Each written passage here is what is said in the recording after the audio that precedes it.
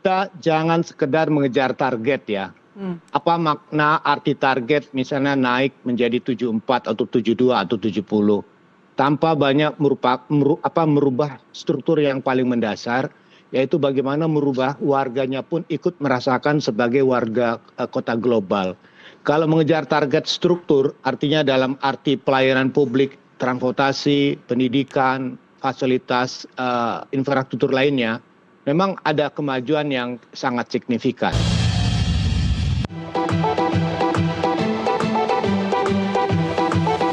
Siap memasuki babak baru menuju 5 abad.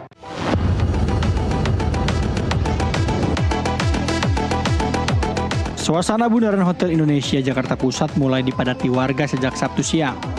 Mereka datang untuk menikmati malam puncak hari ulang tahun ke-499 Kota Jakarta. Area sekitar Bundaran HI disulap menjadi titik nol perayaan. Dekorasi khas Betawi, termasuk ornamen ondel-ondel, terpasang di sekitar lokasi perayaan. Seneng banget, ngeluasin isi hati. Tadi datang cuma kali nih. Mas, datang sama siapa aja, Mas?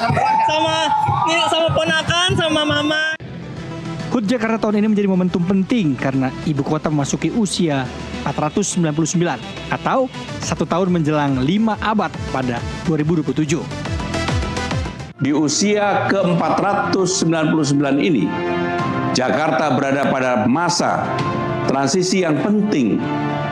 Kita ingin memastikan bahwa setiap perubahan membawa Jakarta semakin dekat pada cita-cita sebagai kota global dan berbudaya.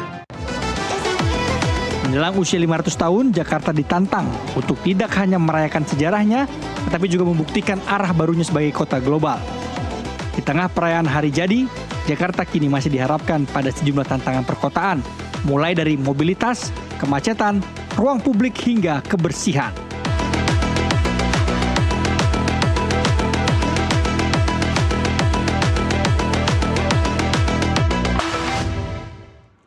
Memasuki usia ke-499 tahun, Pemprov Jakarta mendorong arah baru pembangunan kota, mulai dari penguatan transportasi publik, penataan ruang, pelayanan warga, hingga pengembangan ekonomi dan budaya kota. Namun ambisi Jakarta menjadi kota global masih berhadapan dengan sejumlah persoalan mendasar. Kita akan membahasnya bersama staf khusus Gubernur DKI Jakarta, Chiko Hakim, dan pengamat tata kota, Yayat Supriyatna. Kang Yayat, Bang Chiko, terima kasih sudah hadir di NTV Prime. Ya, terima kasih Mbak Nastiti. Selamat sore. Selamat sore. Baik. Iya, saya ingin mulai dulu ke Bang Chiko ya. Bang, kalau kita terkait penyebutan Jakarta nih Bang, kalau kita merujuk pada nomenklatur di Undang-Undang IKN dan Undang-Undang Daerah Khusus Jakarta, sambil tentunya kita menunggu ke Presiden ya soal status daerah khusus Jakarta. Sebenarnya Pemprov ingin kita menyebut Jakarta sebagai Jakarta saja atau DKI Jakarta atau DKJ Bang? Ya, sebenarnya Jakarta hari ini masih sebagai daerah khusus ibu kota, itu aja dulu ya. Ya, secara legal formalnya Jakarta masih ibu kota, dan penyebutan terkait dengan DKI Jakarta atau Jakarta saja itu kita serahkan kepada yang ingin menyebut. Rasa-rasanya tapi DKJ itu belum bisa disebut. Jadi intinya antara DKI Jakarta atau Jakarta saja silahkan. DKI Jakarta atau Jakarta saja, oke. Baik. Terkait tema ulang tahun Jakarta kali ini, Bang, Jakarta bergerak menuju kota global. Indikator apa yang seharusnya sudah bisa dirasakan oleh warga Jakarta hari ini? Jadi yang pertama gini, kalau kita bicara soal Jakarta ya, kalau orang Amerika bilangnya where shall I begin? Gitu. Dari mana kita mulainya bicara soal Jakarta? Jakarta ini penuh dengan pencapaian-pencapaian. Jakarta ini penuh dengan keunikan-keunikan, punya karakter sendiri, kotanya, bahkan juga manusia-manusianya yang tinggal di Jakarta. Bahkan juga para pendatangnya, baik itu pendatang yang memang menetap di Jakarta atau yang pendatang harian yang bisa sampai 4 dan 5 juta seharinya di pagi sampai malam hari untuk bekerja, mengadu nasib, dan kemudian kembali lagi ke daerah-daerah di mana mereka tinggal yang bukan wilayah Jakarta. Itu tadi. Yang kedua, Jakarta ini penuh dengan dinamika-dinamika karena ini juga sebuah ibu kota, pusat perekonomian yang dimana tentunya ada pertemuan-pertemuan terkait dengan bagaimana gonjang-ganjing politik, gonjang-ganjing ekonomi, itu semuanya dirasakan di Jakarta. Orang bicara soal fiskal, bicara soal ekonomi, bicara soal IHSG misalnya, ya kan, bicara soal currency, itu kan sebenarnya pembicaraannya yang utamanya adalah di kota Jakarta. Nah, tetapi tentunya Jakarta juga punya tantangan-tantangan lain yang sekarang memang masih kita hadapi, dan tentunya bukan hanya dihadapi oleh Jakarta sebagai ibu kota, tapi juga oleh daerah lain di Indonesia. Namun Jakarta tantangannya sangat unik karena tadi karakter masyarakatnya, begitu beragamnya masyarakatnya, suku, etnis, agama, bahkan ekspatriat yang juga tinggal di sini. Ya. Dan tentu indikatornya kalau kita bicara soal kota global, saya selalu mengatakan sebenarnya Jakarta ini sejak lahirnya udah menjadi kota global. Karena Jakarta kota pelabuhan, ya, di mana itu menjadi pertemuan, menjadi hub, menjadi tempatnya datangnya pedagang, penyiar agama, dan lain-lain, bukan hanya dari Nusantara, waktu itu kan masih Nusantara gitu, tetapi juga dari mancanegara. Makanya Jakarta juga punya kultur yang begitu berwarna. Tapi intinya ke depan kita ingin menuju top 50 kota global. Seperti apa top 50 kota global yang kita ingin tuju? Tentunya dengan karakter-karakter kita sendiri. Kita nggak bisa langsung bilang, oh kita mau kayak Singapura. Oh, kenapa nggak kayak New York, ya kan? Kenapa nggak kayak Paris, gitu? Yang punya karakternya masing-masing. Kalau kita bicara soal Singapura, gitu ya, soal kebersihannya, ketertibannya, tentu ada karakter khusus dari masyarakatnya dan juga indoktrinasi dari pemimpin-pemimpin sebelumnya yang memang berbeda dengan kita. Tapi kalau kita bicara soal kota New York misalnya, sungguhnya ini ada kesamaan-kesamaan, gitu ya, sebagai melting pot, sebagai juga pertemuan banyak suku bangsa, ya kan? Dan permasalahannya sama loh. Tahu nggak, Mbak Nastiti, satu harinya Mayor Zohran Mamdani itu, ya, salah satu program unggulannya adalah menambal 100.000 jalanan berlubang. Jadi sebenarnya permasalahan-permasalahan yang sama yang masih dialami oleh kota global atau kota metropolitan. Nah, indikator yang kita bisa rasakan di Jakarta tentu satu, ya, SDM kita, pendidikannya jauh di atas SDM di wilayah-wilayah lain di Indonesia, ya, yang SMA presentasinya lebih tinggi, yang S1 juga begitu. Kalau indikator terkait dengan transportasi, konektivitas, transportasi yang disediakan oleh pemerintahnya misalnya Trans Jabodetabek, LRT, MRT, Mikrotrans, yang konektivitasnya juga sudah cukup tinggi, yaitu 90%-an sekiranya. Jadi kalau kita keluar rumah sekian ratus meter berjalan kaki, kita udah bisa ketemu tuh moda transportasi umum. Ya, terkait dengan misalnya ekonomi, di Jakarta ini banyak kegiatan-kegiatan ekonomi yang tidak bisa dilakukan misalnya di daerah-daerah lain, ya, aircraft khususnya, ya, bidang ekonomi kreatif yang lebih bisa hidup di sini, bidang jasa yang lebih banyak opsinya yang ada di sini. Nah, itulah yang menjadi hal-hal yang keunikan dan keunggulan Jakarta, sehingga kalau kita bicara di seluruh wilayah Indonesia, kita yang pasti masuk ke dalam kota global tersebut. Oke, nah, baik. Ya, tapi ke depan tentunya ini semua dalam proses, khususnya dalam pemerintahan Bapak Gubernur Pramono Anung dan Bapak Haji Rano Karno sebagai Wakil Gubernur, kita masih ingin mengupayakan lebih, dan supaya kita bisa betul-betul maju dan diperhitungkan di kancah dunia terkait dengan sebagai global tersebut. Oke. Baik, saya ke Kang Yayat. Kang, Jakarta menuju kota global, Anda melihat sekarang apakah Jakarta sudah atau belum berada di jalur kota global, dan di mana gap terbesarnya saat ini?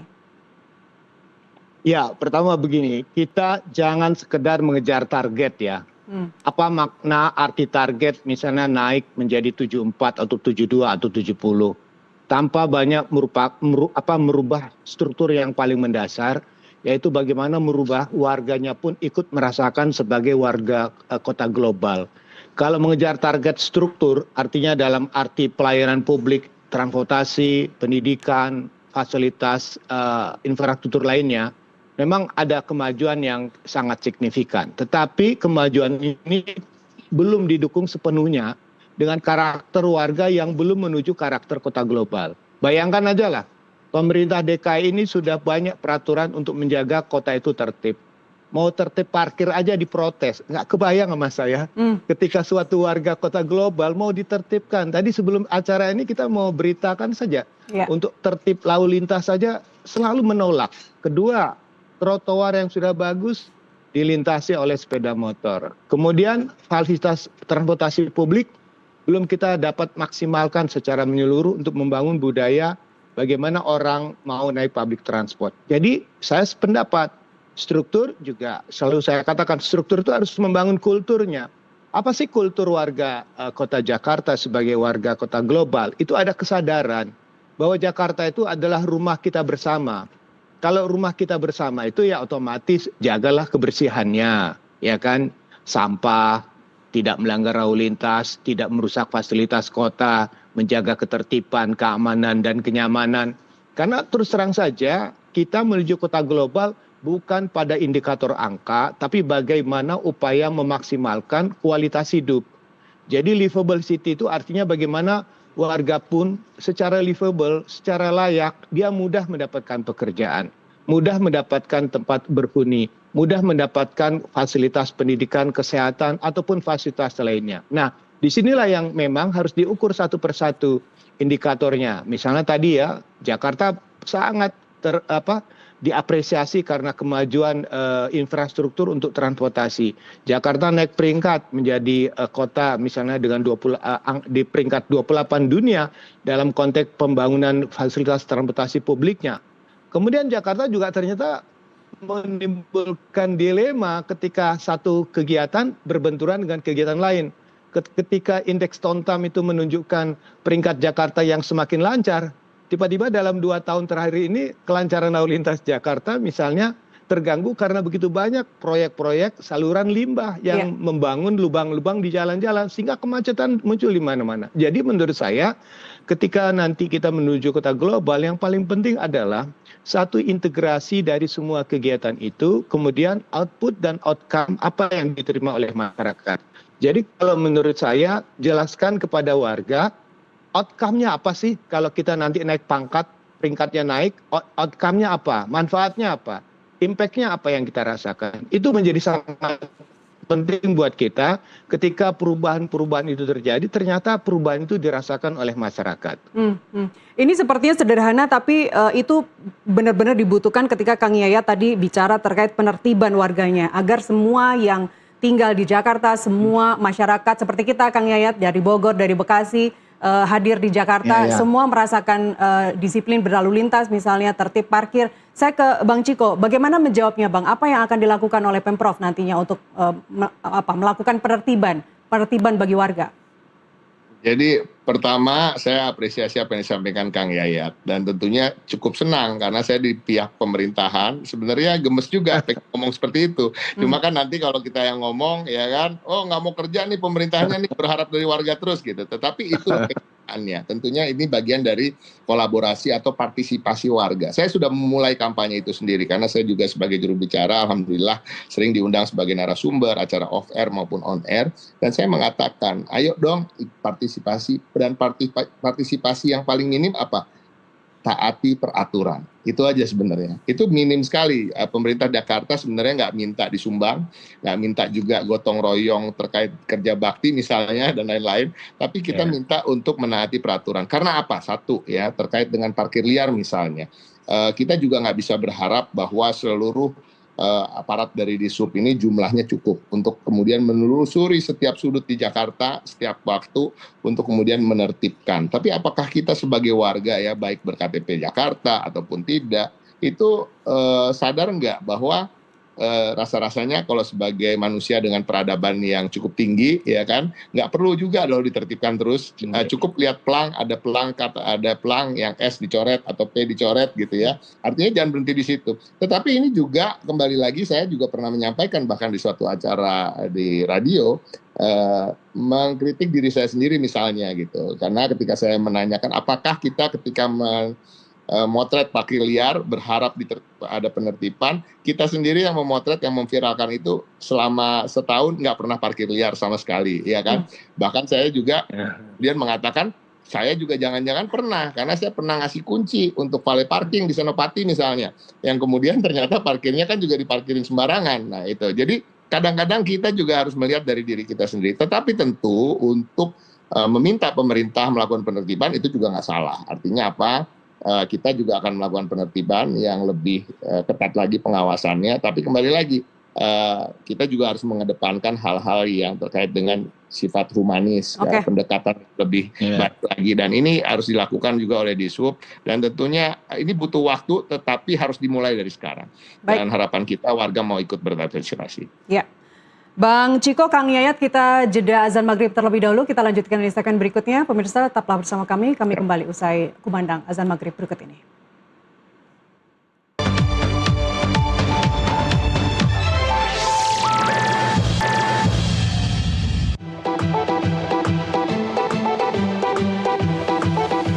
Siap memasuki babak baru menuju 5 abad.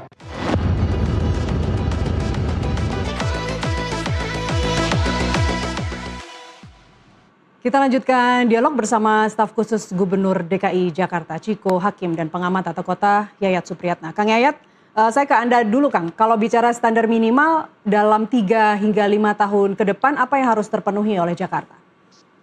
Iya, Jakarta ini punya hal yang sangat mendasar untuk sebuah kota. Yang paling penting adalah pada dalam konteks untuk pelayanan dasar. Untuk pada aspek sumber daya manusia, misalnya bidang pendidikan, itu sangat penting.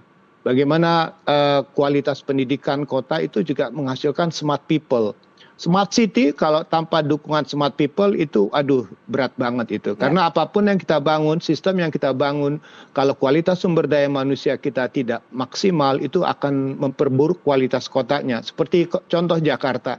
Jakarta atur saya sebagai kota yang sangat maju, kekuatan terbesar adalah misalnya pada kualitas industri manufacture ya, pada berbasis teknologi, keuangan atau analisis lain, di mana tuntutan kualitas sumber daya manusia itu akan mengiringi pada tingkat kesejahteraan mereka. Karena bagaimanapun income yang baik akan memperbaiki kualitas hidup warga Jakarta yang semakin baik, dan kemampuan daya beli atau menyediakan ketersediaan rumah mereka pun semakin bagus. Yang kedua, selain masalah sumber daya manusia, indeks kesehatan. Ini juga sudah menjadi hal sangat penting bagi kita, bahwa kualitas kesehatan akan terkait dengan produktivitas. Jangan-jangan sampai Jakarta ini terlalu banyak beban biaya bantuan kesehatan ya, bantuan BPJS. Jadi terus terang aja produktivitas kota itu sangat tergantung kepada produktivitas sumber daya manusianya. Kesehatan, pendidikan itu akan membuat kota itu inovatif. Kita itu sebetulnya rindu Jakarta itu ada festival apa di Jakarta, ada kemajuan-kemajuan apa sih gitu. Saya kadang-kadang sedih kalau nggak ada cerita yang membuat kita gembira gitu ya. Prestasi warganya, prestasi olahraga, prestasi apapun gitu. Jadi kota itu sebetulnya bisa terangkat ketika kualitas standar kota memperbaiki kualitas sumber daya manusianya. Itu sangat menarik. Karena bagaimanapun kebanggaan kota itu akan dibangkitkan dengan kebanggaan dari prestasi warga. Nah, selain masalah kesehatan, bidang pendidikan juga yang sangat tidak kalah pentingnya adalah bidang penyediaan permukiman. Jakarta ini hampir sepertiga, bahkan 30%, 40% sebagian wilayah itu adalah kawasan kumuh padat. Jakarta itu sebetulnya kota yang tidak ramah kepada boros tanah, boros lahan. Jadi Jakarta ini udah penduduknya hampir di atas 10 juta, 11 juta, itu sangat boros lahan. Jadi implikasinya itu kepada banjir, macet, polusi, pengolahan sampah. Memang suatu saat kita harus mendorong kepada pemanfaatan rumah vertikal yang memang harus di-backup dengan kemampuan subsidi. Memang selama ini fokus kita pada transportasi, tapi bagaimana fokus kita juga mensinergikan penyediaan rumah.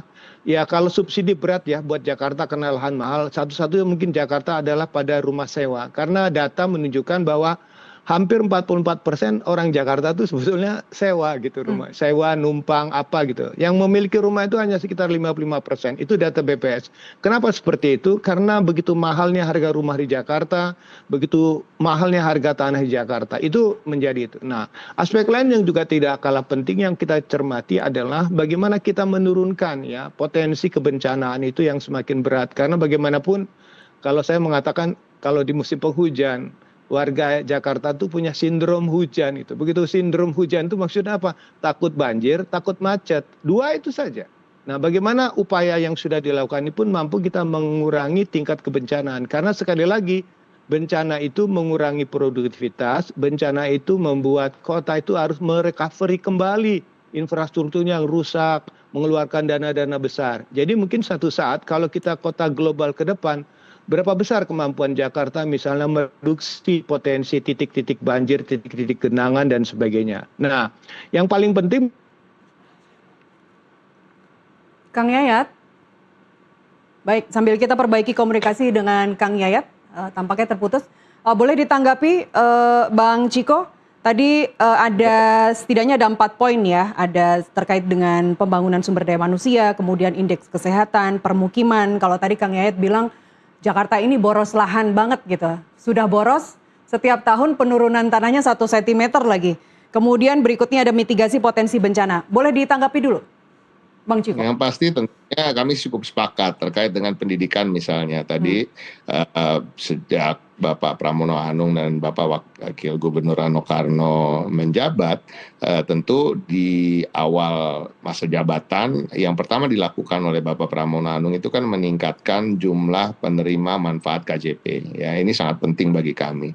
Kita tahu sebelumnya ada 500.000 mahasiswa penerima menjadi 700.000. Kemudian KJMU juga naik, Kartu Jakarta Mahasiswa Unggul, yaitu beasiswa untuk mahasiswa yang tentunya di zaman ini, di era kepemimpinan Bapak Pramono Anung tidak berhenti di pendidikan S1, bahkan sampai S2 dan S3. Dan ada lagi yang tahun depan, kita sekarang sedang menggodok kerjasama dan hampir finalisasi dengan LPDP, ya, kemudian agar bisa mengirimkan putra-putri terbaik dari Indonesia, dari Jakarta untuk bisa kuliah di luar negeri. Ya, di kloter pertamanya kita akan coba antara 50 sampai 75 mahasiswa. Yang tentunya ini adalah bagian dari upaya tadi yang disampaikan oleh Kang Yayat, ya, SDM-nya harus unggul, nggak bisa main-main kalau udah smart, harus smart people. Terkait dengan pemukiman juga misalnya. Sebelum ke permukiman, Bang Ciko, sebelum ke permukiman terkait KJP sama KJM tadi, apakah ini selalu diupdate datanya? Karena kan kemarin terakhir informasinya setiap kali ada siswa atau mahasiswa yang terlibat tawuran, terlibat balap liar, dia akan dicabut KJP atau KJM-nya? Langsung dicabut, ya, itu pasti dicabut. Dan tentunya ya kalau jumlahnya dari 707.000 sekian, ya kalau yang dicabut ini kan dari tahun lalu dan sampai tahun ini kalau nggak salah KJP itu sekitar 50 anak yang terlibat tawuran dan kegiatan-kegiatan kriminal lainnya, itu udah pasti. Jadi artinya alhamdulillah rasionya tidak sebesar itu gitu ya. Nah, tapi terkait dengan kesehatan juga begitu ya. Jakarta bahkan sekarang ada yang namanya pasukan putih. Kita juga sesuai dengan instruksi Bapak Gubernur, Jakarta itu harus inklusif. Kita harus memikirkan teman-teman saudara-saudara kita dari kaum rentan, ya, disabilitas, lansia dan lain-lain. Dan ini sekarang ada pasukan yang selama ini hanya ada oranye, biru, dan hijau, sekarang ada pasukan putih yang menjemput para lansia ketika mereka harus berobat ke puskesmas. Apalagi banyak juga lansia yang hidup sebatang kara di Jakarta ini. Nah, terkait dengan kawasan kumuh tadi yang disampaikan Kang Yayat, ya, inilah dilemanya. Kadang-kadang memang ada sebagian masyarakat yang ketika kita melakukan penertiban dan juga merelokasi, dalam artian bukan hanya mengusir dan menggusur, tetapi juga menyediakan yang namanya rusun sewa sederhana yang rasa-rasanya jauh lebih layak untuk ditinggali. Ini juga masih ada penolakan-penolakan. Tapi alhamdulillah dalam 1,5 tahun terakhir ini agak adem. Artinya apa? Ketika kita melakukan ini, negosiasi dan kemudian melakukan relokasi, ini masyarakat ini lebih semangat dibandingkan di periode-periode lalu. Mungkin karena memang tadi adanya bencana banjir, ya, di kawasan-kawasan yang kita melakukan penertiban, di kawasan-kawasan yang kita harapkan ke depannya akan dilakukan normalisasi juga dalam tahun ini sudah akan dimulai. Dan memang kalau kita mau bicara soal terlambatkah Jakarta melakukan ini, ya kalau kita bandingkan tadi dengan kota global lain cukup terlambat. Inilah yang dilakukan oleh Singapura di tahun 1950-an. Terkait dengan relokasi, normalisasi, dan kembali Singapura udah dari normalisasi udah ke naturalisasi dia ke hal yang lebih alami. Tetapi tentunya dimulainya harus normalisasi dulu untuk membersihkan, ya, dan lain-lain. Nah, tetapi tantangan ini justru menjadi hal yang sangat unik dan we are enjoying it, dalam artian kita sebagai pemangku kebijakan di sini, Bapak yang dipimpin oleh Bapak Gubernur, justru tantangan seperti inilah yang memang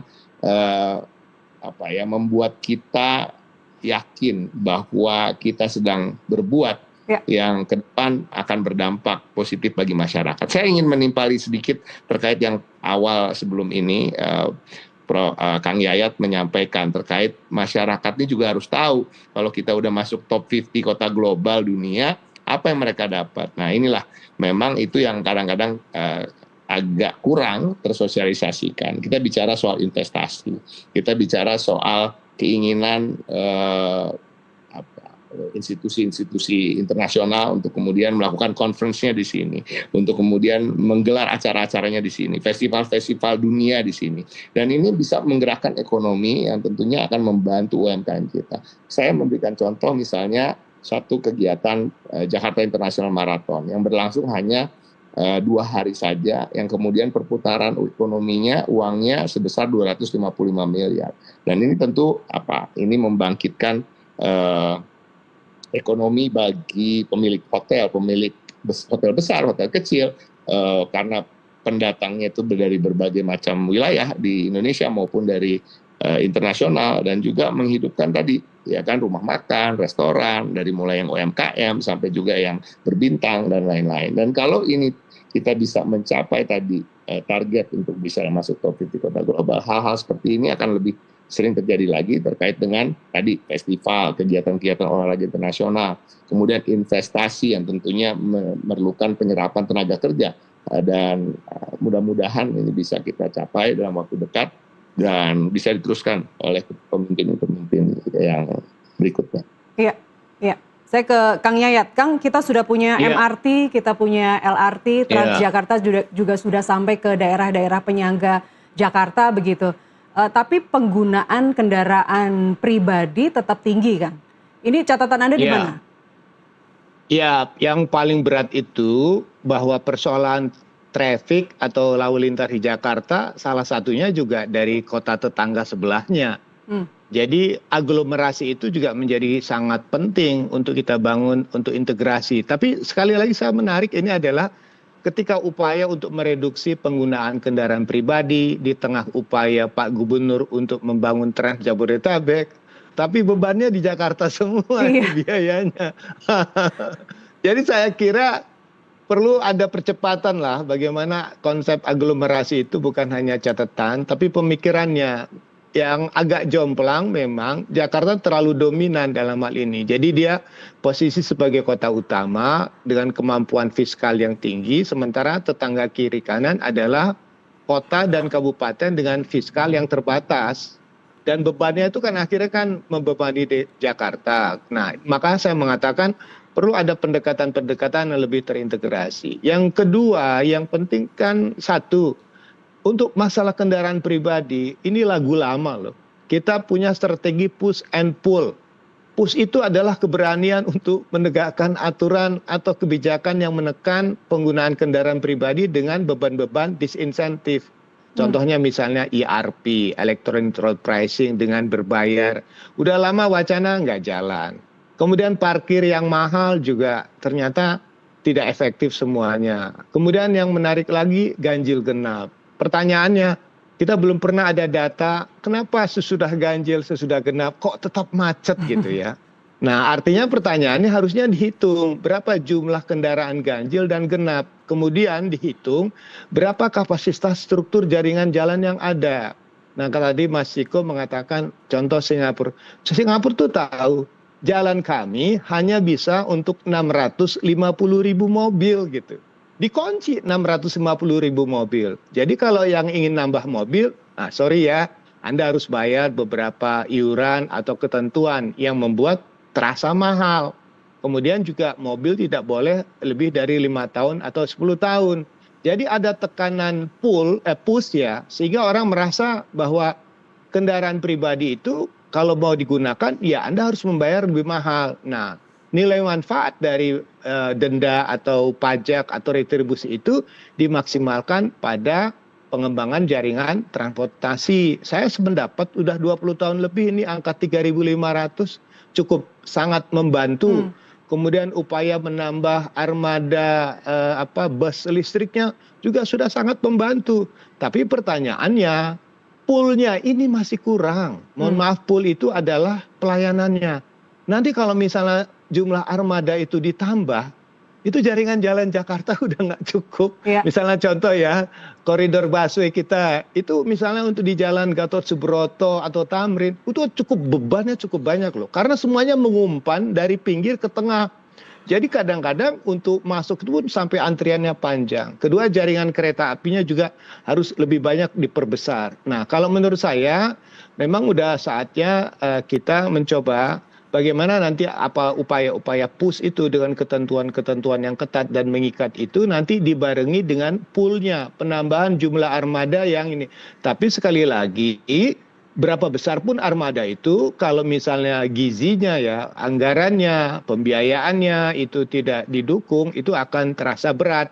Nah sekarang kan pertanyaannya, beban itu mau di-sharing nggak dengan kota-kota di sekitarnya? Ini belum ada gaung, belum ada kesepakatan, isu tentang mau kenakan tarif aja, tetangganya masih diem-diem aja misalkan. Nah ini maksud saya, komunikasi antar pimpinan daerah perlu kita gaung lah. Karena kelihatannya peran para pimpinan daerah di 3 wilayah ini, Banten, ya, kemudian DKI, kemudian Jawa Barat, perlulah sering-sering ketemu lagi, kemudian bagaimana pemikiran-pemikiran yang kita bisa gerakan menjadi sebuah tanggung jawab bersama. Karena mengingat dunia itu Bank Dunia mengatakan bahwa Jakarta itu udah menjadi kota dengan tingkat aglomerasi terbesar nomor 1 di dunia dengan 40 juta penduduk yang mengalahkan metropolitan Tokyo. Artinya 40 juta penduduknya akan menjadikan Jakarta menjadi cantolan utamanya. Apakah Jakarta harus menderita untuk menanggung persoalan ini? Nah, itu masalahnya. Jadi kata aglomerasi yang ada di undang-undang itu kan ditunggu-tunggu. Siapa yang mau ngambil inisiatif? Kita rasanya hanya puas menyebut kata aglomerasi tapi tanpa ada gerakan untuk membuat gerakan atau ini. Maka salah satu saya mengatakan inisiatif-inisiatif yang sudah diambil oleh DKI kadang-kadang kurang disambut karena tadi kapasitas fiskal pada wilayah-wilayah sekitar itu belum maksimal. Jadi saya kira untuk mengurangi beban Jakarta dari sisi transportasi juga harus dikoordinasikan dengan aspek tata ruang. Itu akan bicara tentang aspek pengendalian kebencanaan. Tadi seperti pengendalian daerah aliran sungai. Pengendalian lagi terkait pengolahan persampahan, pengendalian lagi terhadap dengan polusi udara. Jadi sekali lagi saya mengatakan beban di daerah kadang-kadang masuk ke Jakarta, seperti polusi udara dari misalnya kawasan industri yang masuk ke Jakarta, kemudian polusi dari jumlah kendaraan yang masuk ke Jakarta, kemudian menyumbangkan emisi ini yang cukup tinggi. Nah otomatis kan kita perlu ada peta ruang bersama dan peta ruang kerjasama yang memang harus kita sering-sering gaungkan. Karena masalah Jakarta ada masalah internal dan ada masalah eksternal yang dua-duanya kadang-kadang menjadi beban yang harus kita selesaikan secara bersama-sama. Oke, baik. Bang Ciko, panjang ya Bang? Boleh ditanggapin dong Bang Ciko paling nggak percepatan konsep aglomerasinya seperti apa? Dan tadi terkait kenapa pengguna kendaraan pribadi juga tetap tinggi terkait push and pull-nya. 2 poin itu Bang, silakan. Yang pertama tentunya kebijakan terkait dengan aglomerasi ini kita masih tergantung dengan kebijakan dari pemerintah pusat. Nah, ini bukan hal yang memang menjadi kewenangan kita untuk kemudian mengatakan ini menjadi kawasan aglomerasi, kemudian siapa yang menjadi pemimpinnya dan lain-lain. Tetapi tentunya sambil menunggu itu yang tentunya pastinya juga dipikirkan oleh pemerintah pusat, Jakarta merasa di bawah kepemimpinan Pak Pramono Anung tentunya tidak bisa juga kita mau menunggu-menunggu. Makanya tadi Kang Yayat bilang ada inisiatif-inisiatif dari kami gitu ya. Tetapi apakah ada komunikasi? Pasti, nggak mungkin nggak. Jadi antara Pak Pramono Anung, Kang Deddy Mulyadi, kemudian Kang Antasoni di Banten itu pastinya ada komunikasi untuk kemudian bagaimana yang terbaik bisa kita berikan bagi warga masing-masing wilayah. Tetapi tentu tadi terkait dengan kemampuan fiskal kita memang di atas dari kawasan-kawasan penyangga yang tentunya walaupun ini berat tapi harus dikerjakan karena ini juga menyangkut tadi kendaraan yang masuk ke Jakarta. Kita ingin mengurangi itu, makanya ada Trans Jabodetabek, ya kan. Kalau Pak Pramono Anung, udahlah, nggak apa-apa, pakai dana kita dulu, gitu ya. Nanti ke depannya kita bicarakan lagi. Nah, tadi tentunya kita menunggu. ketegasan dan dari kebijakan soal aglomerasi. Yang kedua soal push and pull. Saya sepakat banget. Ini juga memang suatu kultur yang harus dibangun ya. Kita harus jujur bahwa saya juga sebagai warga Jakarta sejak lahir gitu kan, kita tahu bahwa penertiban, ketertiban dan juga kepatuhan itu hal yang menjadi tantangan-tantangan besar bagi kota Jakarta. Dan kalau kita tiba-tiba misalnya melakukan push-push itu, ini juga akan menimbulkan riak-riak ya, kemudian kegaduhan. Nah, kita lihat tadi Kang Yayat kan juga bilang, tadi ada tayangan sebelum ini gitu ya, ditertibkan parkir liar makin les juga. Ini ya bukan ini yang bikin macet itu putaran di sana tuh, jadi ngajarin gitu ya. Jadi ahli tata kota.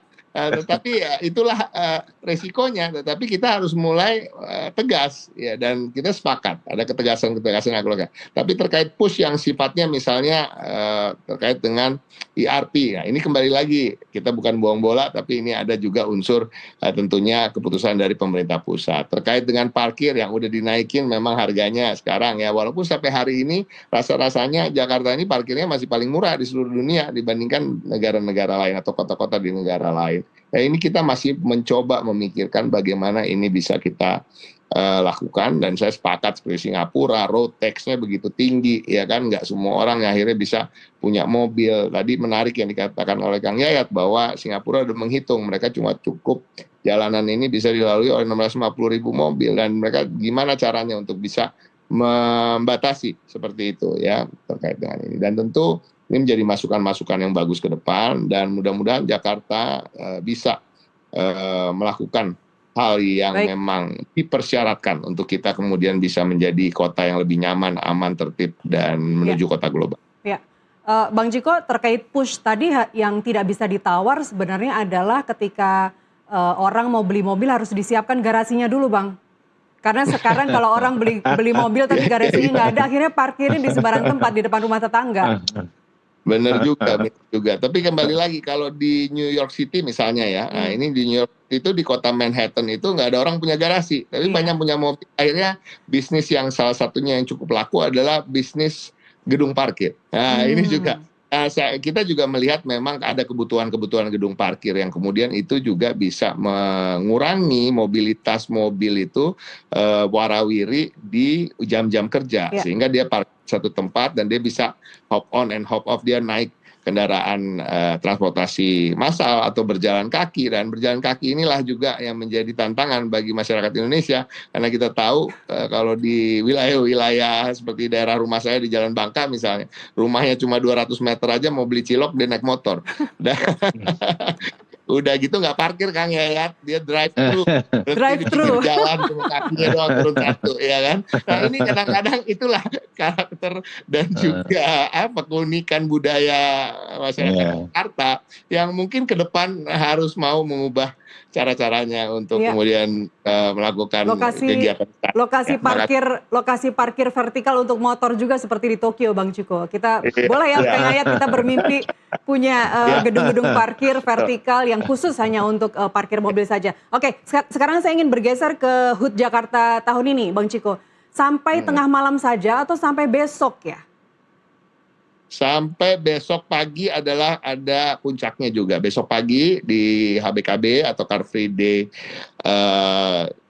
Bundaran HI juga akan ada konser, ada Once Mekel dan lain-lain. Nah itu penutupannya, dan juga karena bertepatan juga dengan HUT Bayangkara kalau nggak salah, jadi pemusatannya sekarang besok hanya di Bundaran HI dan tidak di Rasuna Said. Rasuna Said yang biasanya sekarang juga digelar HBKB atau Car Free Day ditiadakan untuk besok dan hanya dipusatkan ke Bundaran HI. Jadi terakhir acaranya adalah nanti malam yang paling meriah tentunya, tapi di HBKB atau Car Free Day besok juga akan cukup meriah. Ya, dan tidak hanya untuk warga Jakarta loh, semua boleh hadir ke Bundaran Hotel Indonesia.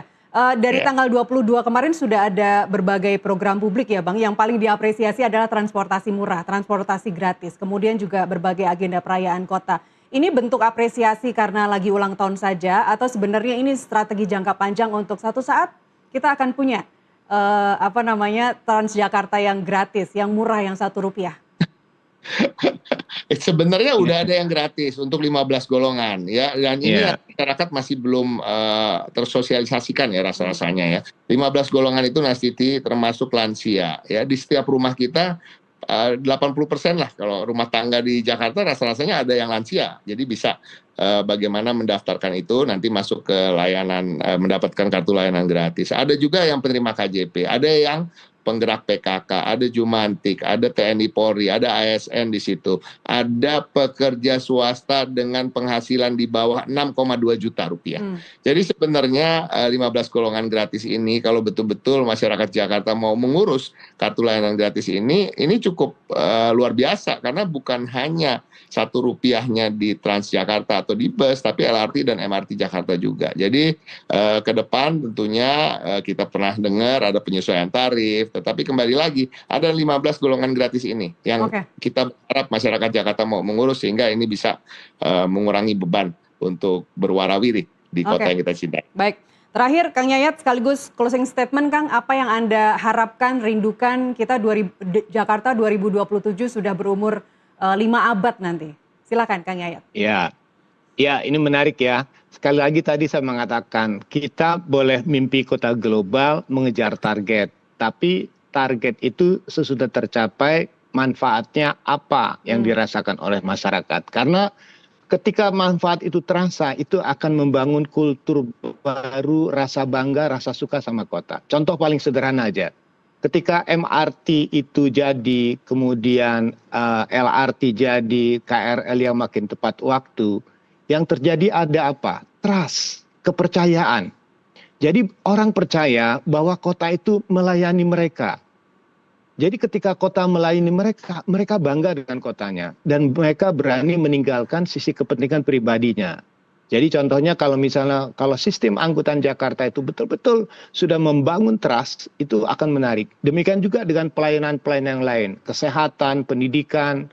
Mudah-mudahan Jakarta kalau penerimaan siswa baru tidak ada chaos lagi ya kan, atau untuk ini dan sebagainya itu. Jadi sebetulnya membangun Jakarta adalah membangun trust.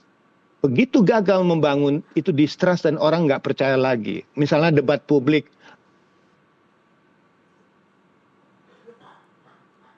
Kang Yayat, aduh sayang sekali Kang Yayat, tapi poinnya tadi kita sudah tangkap, Bang Ciko kita sudah sama-sama mendengar closing statement dari Kang Yayat tadi, sekaligus kita harus menutup dialog ini. Bang Ciko terima kasih, dan Kang Yayat juga terima kasih. Ya, sama-sama. Pemirsa, menjadi kota global bukan hanya soal gedung tinggi, investasi atau citra modern, tetapi juga soal kemampuan kota menjawab kebutuhan dasar warganya. NTV Prime Dialog kami tutup sampai di sini. Informasi lainnya masih akan kami hadirkan usai jeda.